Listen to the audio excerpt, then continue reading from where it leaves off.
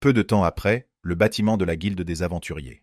La porte du bureau s'ouvre et le vieil homme derrière le bureau salue les invités. Il s'est présenté comme le chef de guilde de la branche Liberis, Nidas. Son assistante, Megan, se tient à ses côtés. Et pour une raison ou une autre, ce type fixait Beryl d'un air soupçonneux. Prenant place à la même table que l'invité, Nidas dit qu'ils ont entendu parler de lui par Surena et Lucidono. Puisque même le commandant de la division magique parlait si bien de lui, il serait certainement en mesure de les aider. Cependant, Megan demanda au maître de guilde de ne pas prendre de décision hâtive. Malgré les recommandations louables, l'assistant n'était toujours pas d'accord pour laisser une personne inconnue entrer dans le donjon avec les aventuriers. Et le problème n'est même pas qu'il ne fasse pas confiance au professeur de Surena. Il craint d'être gravement blessé, voire de mourir. Dans une guilde d'aventuriers, le plus important est la confiance. Imaginons qu'il laisse un civil entrer dans le donjon et qu'il y meure. Après cela, des rumeurs se répandraient, et, qu'elles soient vraies ou non, la guilde perdrait toujours la confiance des gens. En expliquant cela, Megan a demandé à Gardenian Sama s'il avait déjà combattu dans des donjons.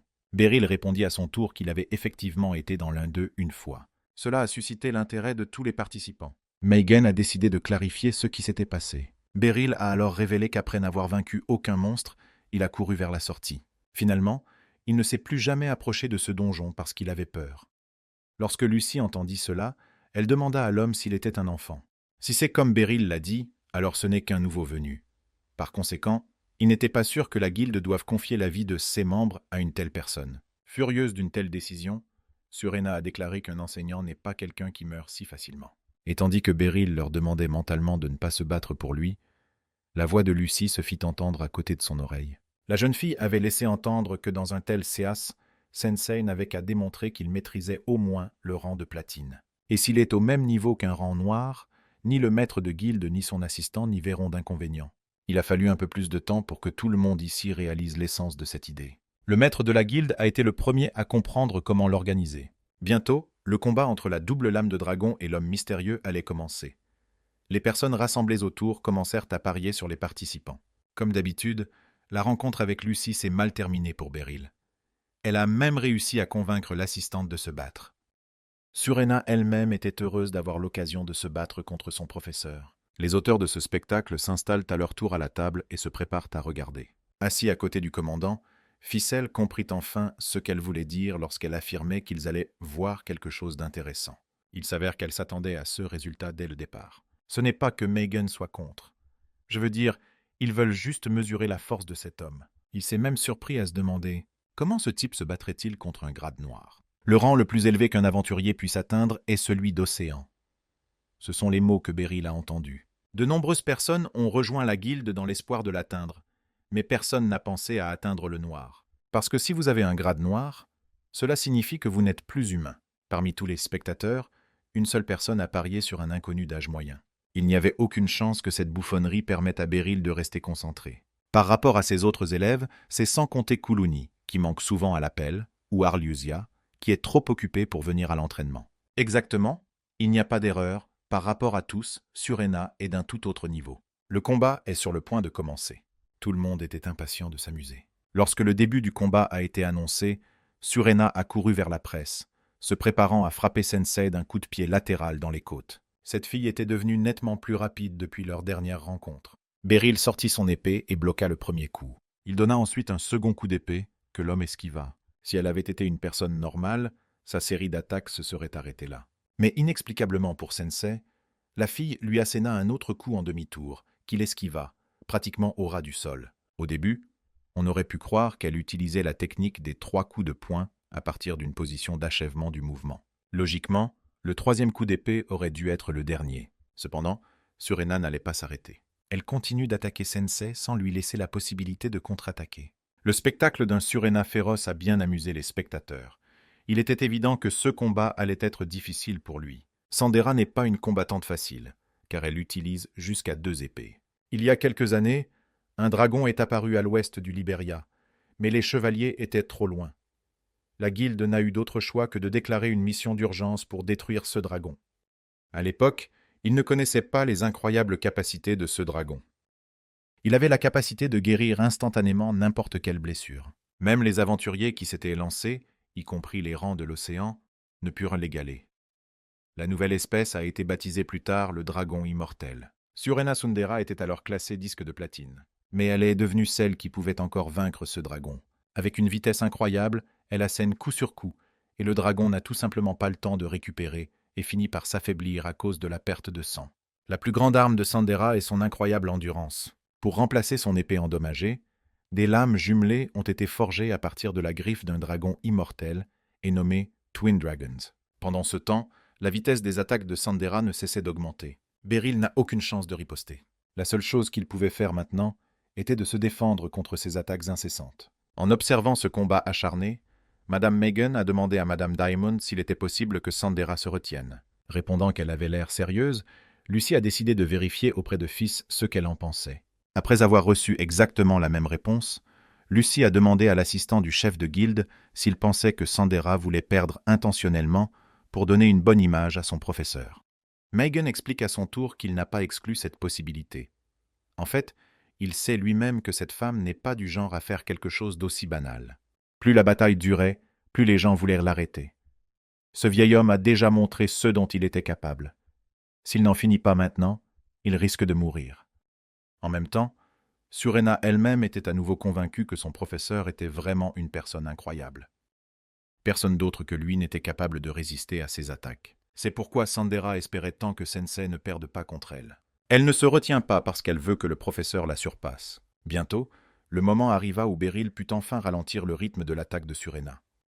Après un nouvel élan, il bloqua la lame de son adversaire au plus près de la garde. Beryl donna alors un coup sec à son épée, tordant le bras de Sandera dans une position inconfortable. En conséquence, la paume de la jeune fille se desserra et l'arme s'envola de sa main vers le ciel. Une technique similaire est appelée kuzushi et est utilisée dans les arts martiaux.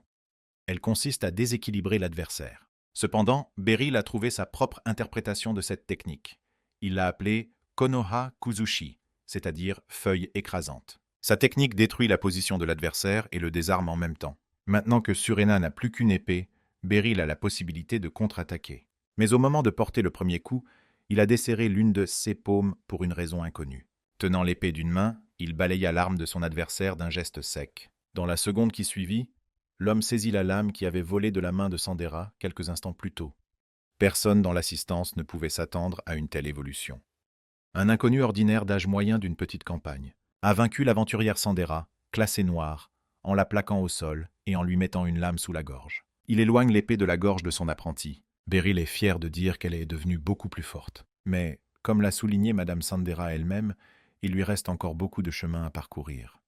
Lorsque l'homme a tendu la main à l'étudiante pour l'aider à se relever, les gradins ont hurlé. Le gars qui a osé faire le seul pari sur un inconnu a fait le plus gros score de sa vie. Megan se leva de table et le maître de la guilde Nidas demanda ce qui se passait. En réponse, l'assistant a révélé qu'il voulait appeler les nouveaux arrivants pour qu'ils rencontrent Gardenant-sama. Admirative du combat qu'elle a vu, Lucy demande à son élève d'analyser tout ce qui s'est passé. Pour autant que Ficelle le sache, Surena-san de Double Dragon Blade est droitière. La fréquence des attaques avec la main gauche était nettement plus faible. Surena l'utilisait plutôt pour les feintes et sa main droite pour les coups de grâce. C'est pourquoi Beryl visait sa main gauche. En fait, il est étonnant que cet homme ait réussi à trouver une ouverture sous une grêle de coups aussi frénétique. À ce propos, Ficelle se demandait pourquoi Madame la commandante avait organisé ce spectacle. C'était pour s'amuser? Expirant avec irritation, Lucy explique que c'est parce qu'elle n'aime pas ça. Perplexe, Ficelle décide alors de préciser si la commandante déteste son professeur. Mais ce n'est pas le cas. Lucy estime que tous ceux qui ont atteint un tel niveau d'excellence doivent l'égaler. Après le combat, ils ont discuté un moment. Lady Diamond était très surprise qu'il ait pu résister à sa magie avec une épée ordinaire. Essieuse compétence était vraiment incroyable. Malgré ses éloges, Beryl a dit que si c'était réel, il n'aurait pas pu sauver Ficelle. Lucy l'aurait utilisé comme otage et n'aurait eu aucun mal à l'achever. Après cela, Lucy a commencé à penser que cet homme était obsédé, non pas par le fait de gagner ou de perdre, mais plutôt par le fait qu'il n'arrivait pas à accomplir quoi que ce soit. Laisser un maître comme lui à l'abandon est une perte de temps et de talent. Il peut se faire un nom en tant qu'instructeur au Liberia, mais cela ne suffit pas. Il y a forcément des gens quelque part qui ont besoin de ses compétences. Ces élèves et Lucy doivent lui donner un coup de main pour qu'il devienne un homme très célèbre. Après avoir écouté sa commandante, Ficelle, irritée, remarque un détail. Vient-elle de dire qu'elle utilisait son apprenti comme otage? Pendant ce temps, Megan était déjà prêt à présenter ses nouveaux compagnons à Beryl. Ouvrant la porte, l'homme entre dans la pièce et voit les 3 aventuriers. C'est avec eux qu'il va bientôt descendre dans le cachot. Déjà en route vers le donjon, assis dans le chariot, les nouveaux camarades de Beryl apprennent qu'il est le maître de Landride. Au même moment, Landride éternue dans un dojo quelque part au milieu de nulle part. Les aventuriers ont été surpris lorsque Landride a décidé de prendre sa retraite. Au moins, ils comprenèrent maintenant pourquoi il avait pris cette décision.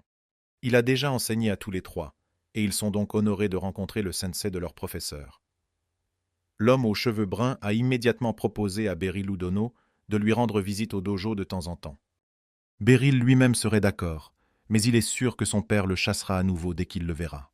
D'ailleurs, il ne s'attendait pas à s'entendre aussi rapidement avec chacun d'entre eux. Revenons au moment où Megan a dû le présenter à ses nouveaux coéquipiers. Le premier des 3 aventuriers est un certain Porta.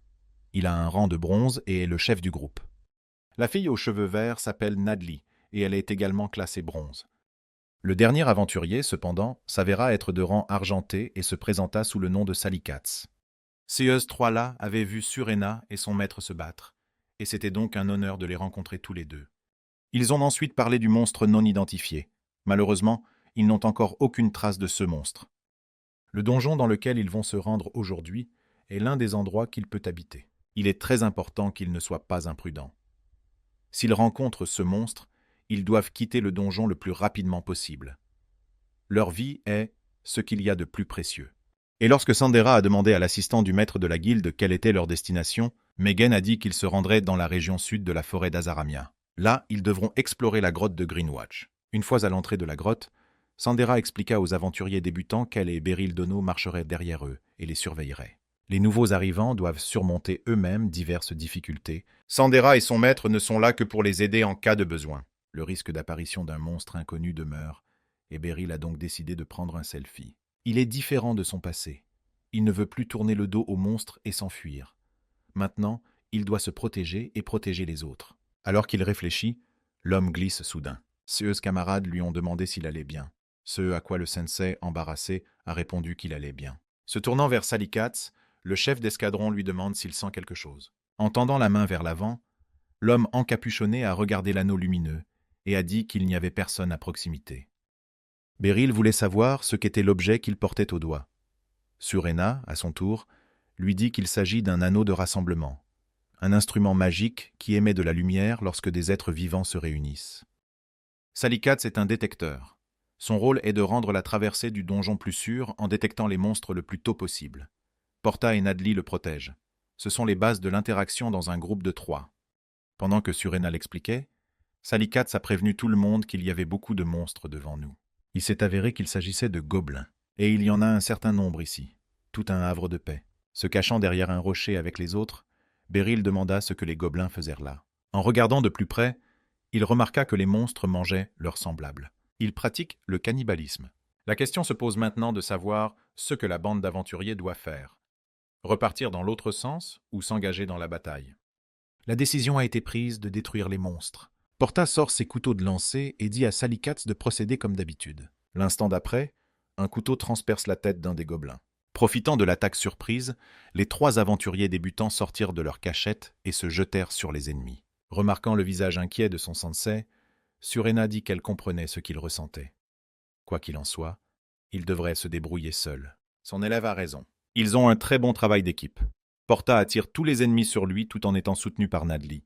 Et s'il arrive qu'un monstre sorte soudain de son embuscade, Salikats couvrira ses camarades depuis l'ombre. Il est classé argent, il est donc mieux placé qu'eux pour juger de la situation. Il semblait impossible de trouver des failles dans leur tactique. Cependant, au cours de la bataille, ils n'ont pas réussi à repérer l'un des gobelins qui se tenait en embuscade à l'aide d'une lance. Heureusement, leur arrière était couvert par un aventurier de rang noir. Déployant l'épée attachée à la corde, Sandera écarte le danger. Les gobelins, bien que faibles, sont assez rusés. Sandera a demandé aux nouveaux venus d'être extrêmement prudents la prochaine fois et d'essayer de vérifier le terrain avant le combat si possible. Une fois la bataille terminée, les aventuriers tentèrent de comprendre ce qui s'était passé ici. Selon toute vraisemblance, les gobelins avaient eu recours au cannibalisme à cause de la faim. Surena Sundera a demandé à Porta ce qu'il en pensait. La première chose qu'il se demande, c'est pourquoi les gobelins ne sortent pas de la grotte pour chercher de la nourriture s'ils meurent littéralement de faim. Il est fort probable qu'ils aient eu peur de quelque chose. Peut-être qu'un monstre est apparu près du donjon et a commencé à tuer les gobelins. Beryl était stupéfaite que ce garçon puisse arriver à une telle conclusion simplement en observant les gobelins. Les aventuriers sont vraiment incroyables. Cet endroit pourrait être extrêmement dangereux. Pour aujourd'hui, le groupe a décidé de terminer son enquête et de faire un rapport à la guilde. Regardant ses camarades, Beryl demanda à l'apprenti ce qu'elle pensait d'eux. Surena répondit que tous, et Porta en particulier, avaient bien travaillé. Ils raisonnaient bien et prenaient des décisions judicieuses, ce qui était d'excellente qualité pour un chef. La jeune fille a alors posé une contre-question au sensei. Beryl répondit qu'il pensait qu'ils avaient un bon travail d'équipe et qu'ils se battaient bien. De plus, ils n'hésitèrent pas à tuer des monstres. S'ils hésitaient ne serait-ce qu'une seconde, certains d'entre eux risquaient d'être blessés. Ils sont manifestement bien meilleurs que ne l'était Beryl à l'époque. Entre-temps, Nadli a remarqué quelque chose. Le chef d'équipe s'est blessé à la main. Porta a essayé de s'en sortir en disant que ce n'était qu'une blessure, mais Nadli a crié qu'on ne pouvait pas traiter des blessures comme ça et lui a demandé de lui donner sa main. Après s'être excusé auprès de la jeune fille, Porta la remercie de l'avoir toujours aidée. Nadli lui rappelle à son tour que c'est elle, au contraire, qui a toujours eu besoin de son aide. Cette conversation a été observée par Beryl. Il s'apprête à demander quelque chose au Salikats, assis à côté de lui, mais ce dernier lit dans ses pensées et lui confirme que ces deux-là agissent toujours ainsi. Ils ne peuvent pas se l'avouer l'un à l'autre, mais tout le monde sait depuis longtemps qu'ils sont des tourtereaux amoureux. Soudain, Sandera interrompt leur conversation en criant « Hey !» Salikats s'est excusé et a promis de ne plus en parler. Mais la fille a dit que c'était bon et qu'elle voulait juste écouter aussi. Porta a un peu trop bu hier soir, et voici ce qu'il a dit à Salikats. Les aventuriers ont un proverbe. Aller sous terre est le premier pas d'un gars pour devenir un homme. Beryl a aimé cette phrase. Ce sont de bons mots. Surena, à son tour, ne supportait pas l'entêtement de ce type et proposa à ses camarades de les aider à se rapprocher lorsqu'ils auraient terminé leur tâche. Au fait, Salikats a été très surpris par le comportement de Surena-san. Il ne pensait pas qu'elle était intéressée par de tels sujets de conversation. Il est temps de quitter la grotte. Sur le chemin de la sortie, Porta surprend à chaque fois le regard étrange de Surena. Et lorsqu'il lui demandait si quelque chose n'allait pas, il répondait « non » et lui conseillait de rester sur ses gardes et de continuer à avancer vers la sortie. Le groupe d'aventuriers se retrouva bientôt à l'extérieur du donjon. Salikats et Nadli confirmèrent qu'il n'y avait pas de monstres dans les environs, et Porta suggéra de sortir rapidement de cette forêt. Au début, Beryl pensait elle aussi que tout allait bien. Soudain, avec sa vision latérale, il aperçoit quelque chose d'étrange dans les profondeurs de la forêt. En tournant la tête, il ne trouve personne. Remarquant le regard méfiant de son professeur, Surena lui demande ce qui ne va pas. L'homme a prévenu que quelque chose n'allait pas, mais la bague de Salikats ne réagit pas. Ce n'est que l'espace d'un instant que Beryl remarqua une ombre gigantesque. Mais s'il s'agissait d'un monstre, il ne pourrait pas se déplacer aussi vite près des arbres. Au même moment, l'ombre réapparaît, mais cette fois au-dessus de leur tête. L'énorme créature se dirigea à grande vitesse vers les aventuriers. Beryl a immédiatement crié à ses camarades pour les avertir du danger qui venait d'en haut. Les nouveaux venus n'avaient aucune chance de réagir à une attaque aussi soudaine. Porta a couru vers Nadli et lui a crié de descendre. Au même moment, Surena, qui a couru vers lui par derrière, l'a attrapé par la peau du cou et a essayé de l'éloigner. Mais elle n'en a pas eu le temps. Le monstre manqua Nadli, qui était tombé à genoux, et percuta Porta à pleine vitesse. Sous l'effet d'un coup aussi puissant, l'homme s'envola à une grande distance, heurtant le sol à plusieurs reprises. Levant la tête, Nadli sursaute et voit le chef d'escadron allongé, immobile, à plusieurs dizaines de mètres d'elle. Le monstre a frappé le garçon avec ses griffes au niveau du cou. Pendant ce temps, la créature avait déjà atterri à proximité, la tête d'un aigle et le torse d'un lion. Il s'agit sans aucun doute d'un griffon. Suren a immédiatement ordonné à tout le monde de ne pas bouger. C'est un monstre très dangereux. Dans le passé, il y a eu un griffon que même la guilde n'a pas pu détruire. Nommé par une personne en détresse, Abnormal Grayson. Nommé. Parmi les nombreux types de monstres, il y a des spécimens spéciaux qui sont difficiles ou impossibles à détruire. La guilde a donné des noms à ces monstres et a appelé à une vigilance particulière à leur égard. Ils sont considérés comme des catastrophes naturelles plutôt que comme des êtres vivants. Les cas de meurtre de personnes nommées sont extrêmement rares. Un griffon nommé Abnormal Grayson, soleil gris anormal, est un individu particulièrement en détresse. Un être aussi puissant se tient maintenant devant Beryl et son équipe. Porta n'a toujours pas bougé depuis le coup. Est-il encore en vie?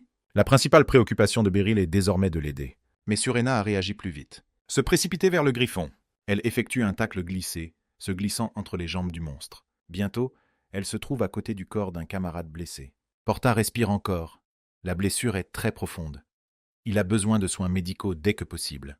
Pendant ce temps, le griffon était déjà prêt à bondir sur Surena. Soudain, la créature ressentit une pression inexplicable, comme si quelqu'un essayait d'entraver ses mouvements avec des tentacules. Sautant de côté, le monstre vit l'homme couper l'air là où il se tenait. Si l'attaque de cette béryl avait atteint sa cible, la bataille aurait peut-être déjà pris fin.